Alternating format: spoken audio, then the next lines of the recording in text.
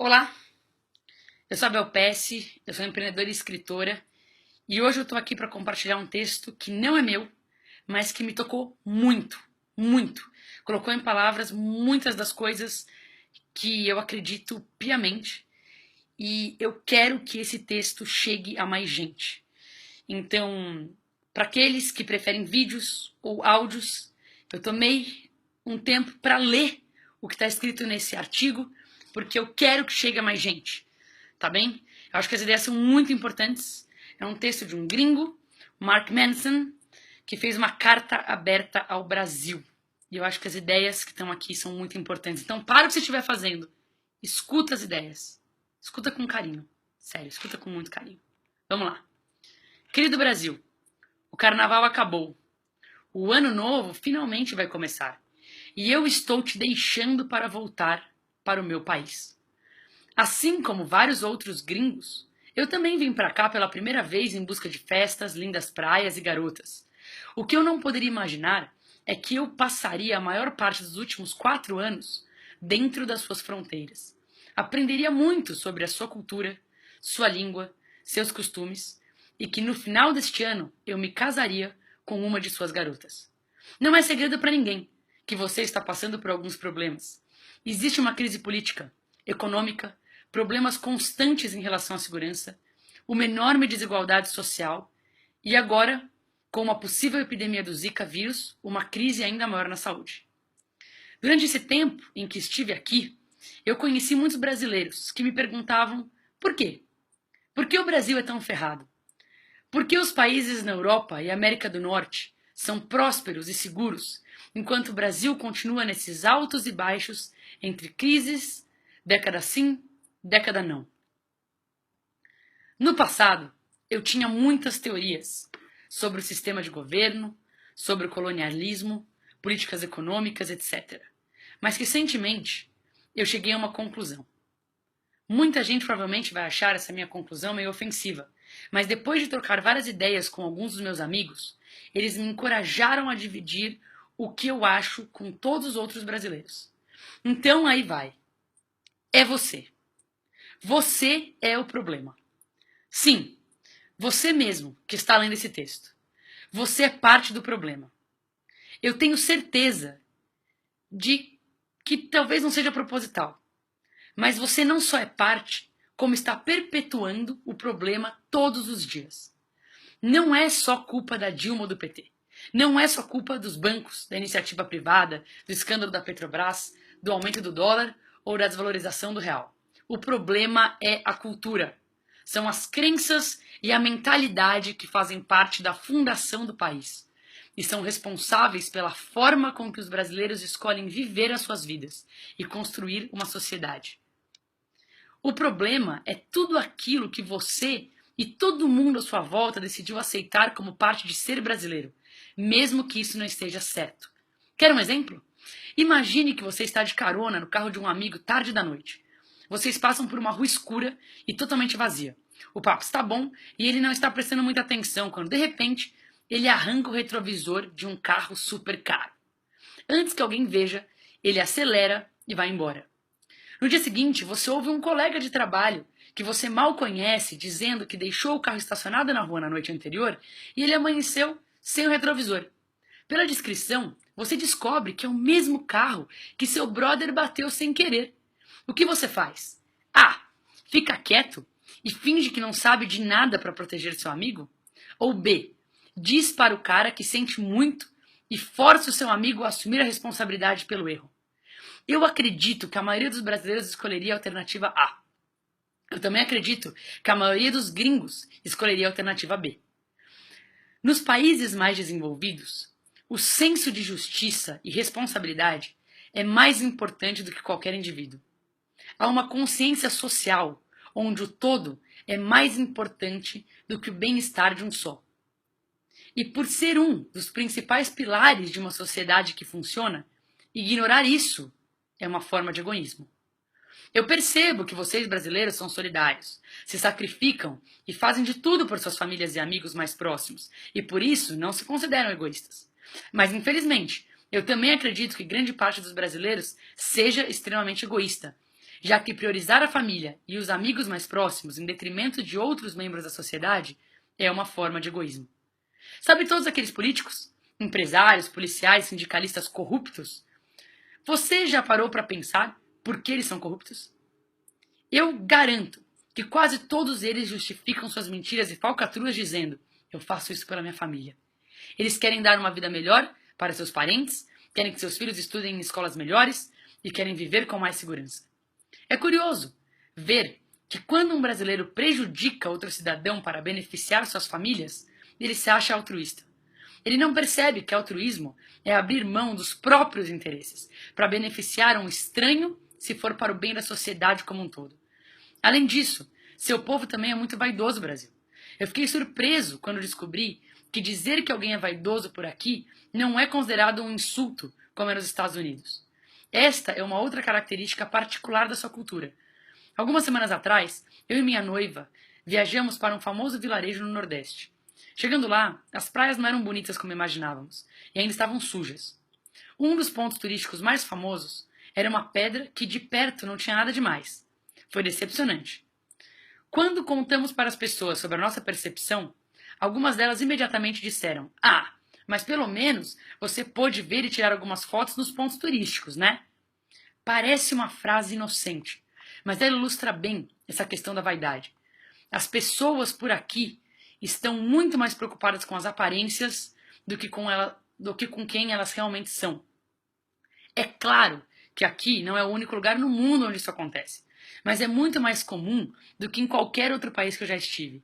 Isso explica porque os brasileiros ricos não se importam em pagar 3 vezes mais por uma roupa de grife ou uma joia do que deveriam. Ou contratam empregadas e babás para fazerem um trabalho que poderia ser feito por eles. É uma forma de se sentirem especiais e parecerem mais ricos. Também é por isso que brasileiros pagam tudo parcelado. Porque eles querem sentir e mostrar que eles podem ter aquela super TV, mesmo quando, na realidade, eles não têm um dinheiro para pagar. No fim das contas, esse é o motivo pelo qual um brasileiro que nasceu pobre e sem oportunidades está disposto a matar por causa de uma motocicleta ou sequestrar alguém por algumas centenas de reais. Eles também querem parecer bem-sucedidos, mesmo que não contribuam com a sociedade para merecer isso. Muitos gringos acham os brasileiros preguiçosos. Eu não concordo. Pelo contrário, os brasileiros têm mais energia do que muita gente em outros lugares do mundo. Vide o carnaval. O problema é que muitos focam grande parte da sua energia em vaidade, em vez de produtividade. A sensação que se tem é que é mais importante parecer popular ou glamouroso do que fazer algo relevante que traga isso como consequência. É mais importante parecer bem-sucedido do que ser bem-sucedido de fato. Vaidade não traz felicidade. Vaidade é uma versão photoshopada da felicidade. Parece legal, vista de fora, mas não é real. E definitivamente não dura muito. Se você precisa pagar por algo muito mais caro do que deveria custar para se sentir especial, então você não é especial. Se você precisa da aprovação de outras pessoas para se sentir importante, então você não é importante. Se você precisa mentir, puxar o tapete ou trair alguém para se sentir bem-sucedido, então você não é bem-sucedido. Pode acreditar, os atalhos não funcionam aqui. E sabe o que é pior? Essa vaidade faz com que seu povo evite bater de frente com os outros. Todo mundo quer ser legal, com todo mundo, e acaba ou ferrando o outro pelas costas ou indiretamente, só para não gerar confronto. Por aqui, se alguém está 1 hora atrasado, todo mundo fica esperando essa pessoa chegar para sair. Se alguém decidir ir embora e não esperar, é visto como cuzão. Se alguém na família é irresponsável e fica cheio de dívidas, é meio que esperado que outros membros da família com mais dinheiro ajudem a pessoa a se recuperar. Se alguém num grupo de amigos não quer fazer uma coisa específica, é esperado que todo mundo mude os planos para não deixar esse amigo chateado. Se em uma viagem em grupo alguém decide fazer algo sozinho, é considerado egoísta. É sempre mais fácil não confrontar e ser boa praça. Só que onde não existe confronto, não existe progresso. Como um gringo que geralmente não liga a mínima sobre o que as pessoas pensam de mim, Eu acho muito difícil não enxergar tudo isso como uma forma de desrespeito e autossabotagem.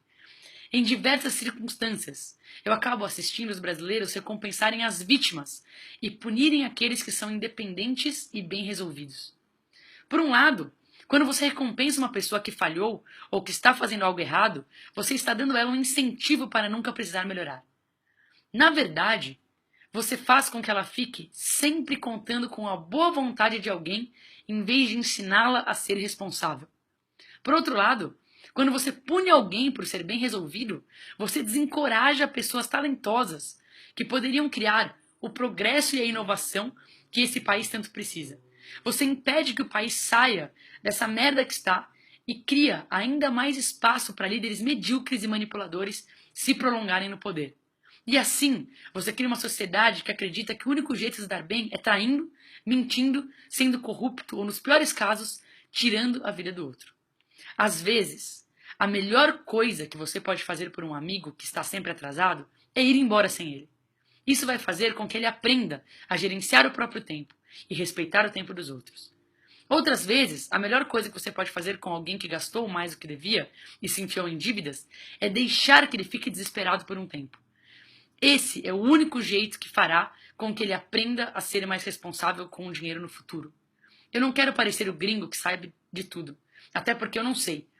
E Deus bem sabe o quanto o meu país também está na merda. Eu já escrevi aqui sobre o que eu acho dos Estados Unidos. Só que em breve, Brasil, você será parte da minha vida para sempre.